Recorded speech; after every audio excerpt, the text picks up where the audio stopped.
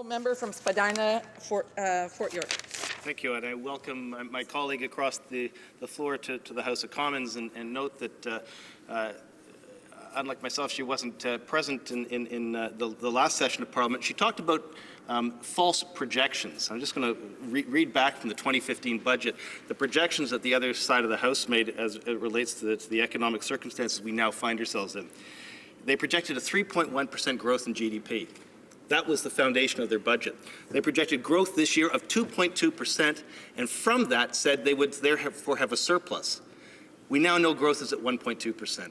That's the misguided financial capacity of the previous government that we're now dealing with. But the other reference that was made here, beyond the false projections of the previous government, the false projections of a surplus, it's this. Your government has been withdrawing the funding agreements for social housing in this country for the last 3 years consistently. And in doing so, as you reduce it from 2.1 to 1.9 billion to 1.7 billion, you have been directly putting people in subsidized housing out on the street. How can you stand here and say that your government had a humanitarian approach? Order. Order. I would like to remind the member that he's to address his questions to the chair and not to individual members.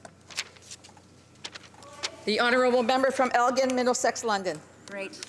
Well, I thank you for the question. And although I did not sit in the House of Commons, I am a Canadian that watched what happened in the House of Commons, as well as working for a previous MP for 11 years. So I have worked with constituents. I've worked with Canadians.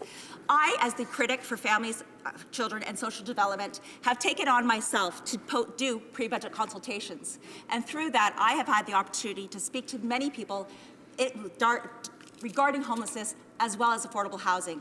And one thing that I continue to hear back, whether it's meetings and briefings through the EDSC, Housing First, the initiative that we put forward for homelessness, works. And that is why today I'm continuing to ask the Liberal government to make sure that we're ensuring that our vulnerable are going to be taken care with programs like this that our Conservative government introduced and has had excellent benefits. Questions et commentaires, questions and comments. The honourable member from Elmwood, Transcona. Thank you very much, Madam Speaker, and I thank the honourable member for her speech.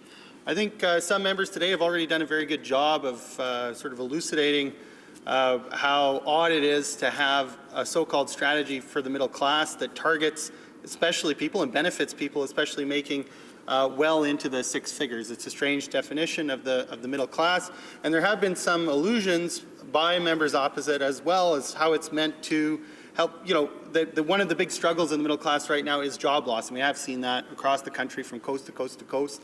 I'm wondering if the member would agree that putting the same priority that they put on these tax cuts that are going to help Canadians overwhelmingly who earn in the six figures already, if they had put that same priority on amending the EI process and fixing what's broken with EI to ensure that workers who are getting laid off right now across the country could access EI when they need it, and to help people living on CPP who aren't getting enough money and putting money into their hands right now, the ones who really need it and would spend it, instead of people making over $100,000 a year, would have been a better prioritization and better for the economy. And so I'd like to hear your thoughts on that. Thank you very much. The honourable member from Elgin, Middlesex, London. Yeah, thank you so much for your question. I truly respect where you're coming from. I myself, as I said, have worked for 11 years for a member of Parliament and have worked for all Canadians. I believe the number one thing to help our country is job creation, and that is what we need to continue to focus on, is job creation. Yes, we must help our seniors, we must help those who are most vulnerable, and job creation is one of the biggest things and should be our priority to doing so. When it comes to CPP, that is a very, very important program, and I will continue to support the Canada Pension Plan, allowing people to put it into their investments. But I also think the investments into our tax-free savings account is a very excellent vehicle to allow seniors to save as well. It just does not need to be the government that assists you to save, but allows people to have accountability and choices for all Canadians to choose how they wish to save their money. So thank you very much for your question.